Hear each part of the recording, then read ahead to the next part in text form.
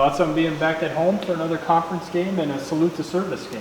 Yeah, first and foremost, just a great opportunity for us to highlight and recognize all the servicemen and women in the Tampa Bay area. It's such a big part of our community, not only with the armed forces, but with the first responders, the police, campus police, firefighters, for us to just kind of acknowledge how important they are in the day-to-day lives of our community.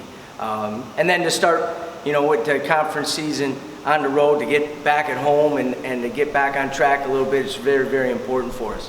Your thoughts on the opponent? Real good defensive team. Yeah, they're good. We talked about, their guard play with Vital and El Tariq, two of the best guards in the league.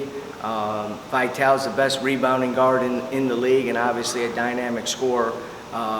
They're long, with Polly now playing at the 3 and a Cuck playing at the 4, top 5 in the country in block shots. And the guy who's really developed is Carlton down low. He's a load. You got to really do a good job of guarding him. And then the reason they're good is that the guys off the bench, some of them have played, and the young guys are giving them really good, solid minutes with a lot of energy. So it's a team that has lost a couple close games. Close game to Xavier, close game to Indiana, or they'd be a top 25 team in the country right now.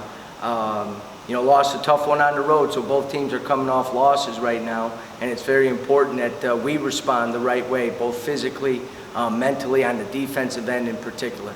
Coach, as you get ready for UConn with both teams having so many returning players, how do you kind of prepare your team so that they don't get too comfortable based on what they already know from last year? Well, after Wednesday night's game, if we're comfortable, we got big problems.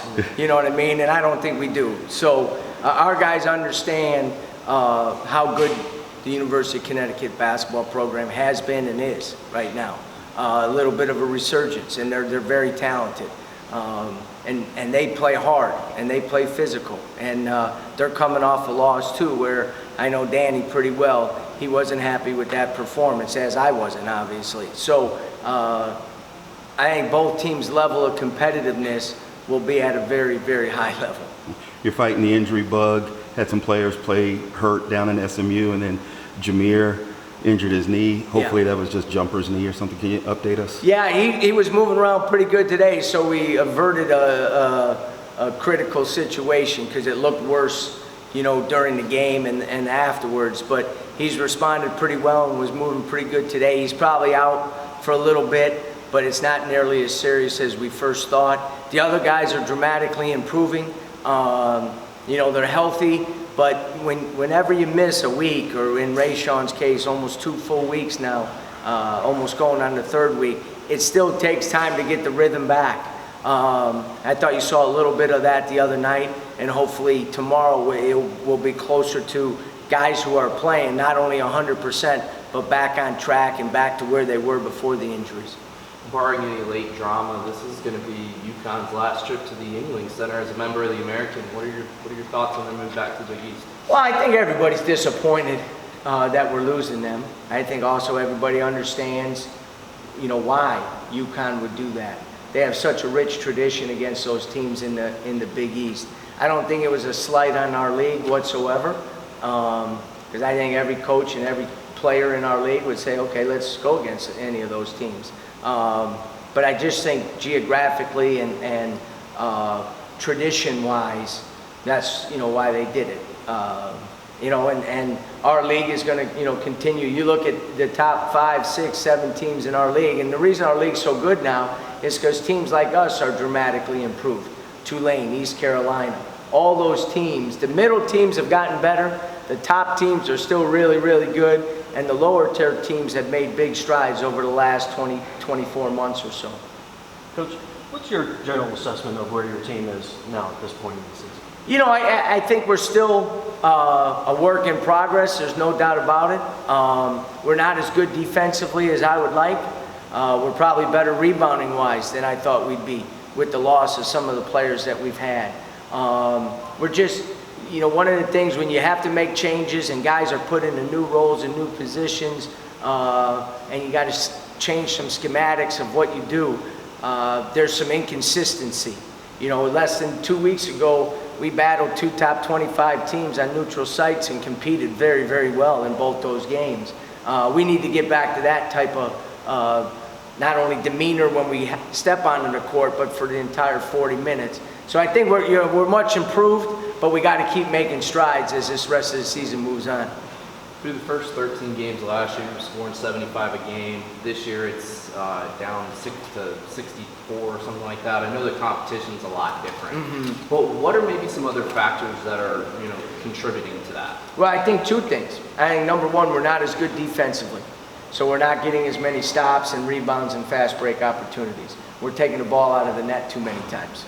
The second thing is we have not shot the ball well. We have not got to the free throw line as much, and we have not converted when we got to the free throw line. So you add all those up, and you're not going to score as many points.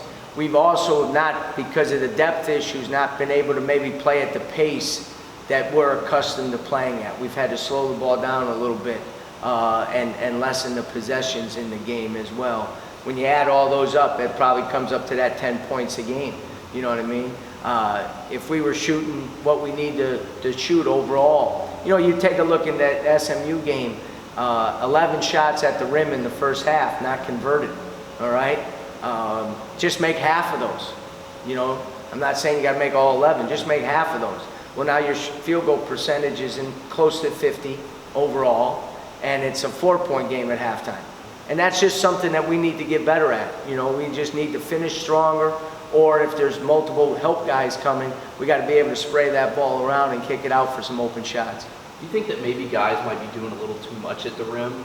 Maybe, instead of taking the contact or taking the easy play, they're making it a little bit more difficult? I thought in the last game, we took off too early on our layups, and now you're shooting scoops and reverses and so forth. With David and Quincy, you never have to ask them to find and seek contact around the basket. But then, if a foul isn't called, we still need to convert. And that's one of the challenges in that. But we have to finish the ball, bigs and guards, around the basket more efficiently. Coach, every game is important, of course, but with conference play now starting, do you see the guys, maybe ratchet up a little bit or get a little more amped? Here's the first conference. The last 2 days, after the disappointment on the other night, our guys are laser focused right now, and we need to go out there and play that way. One of the greatest challenges for a coach is trying to figure out the minds of 18 to 22-year-olds, 13 of them, you know what I mean? But our guys understand the importance of every single game within our league, in terms of us taking another step as a program in terms of the competitiveness we want to play at. So obviously these games, the intensity level is, even as good a schedule as we played in a non-conference, it gets to a different level, no doubt about it.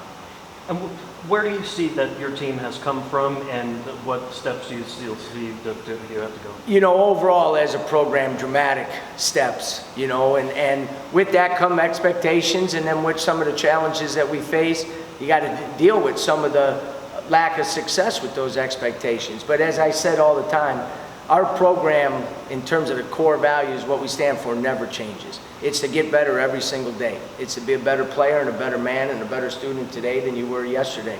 And if we continue to do that, then the wins are going to come. It's just a natural progression. We faced some adversity this year that we weren't maybe prepared for or didn't see coming. And now you need to respond. We always talk about you can't always control the circumstances, but you control your response to those circumstances. And in some situations we've responded well, and in others we haven't. So we need to make sure that we understand that that's on us, and we need to continue to improve.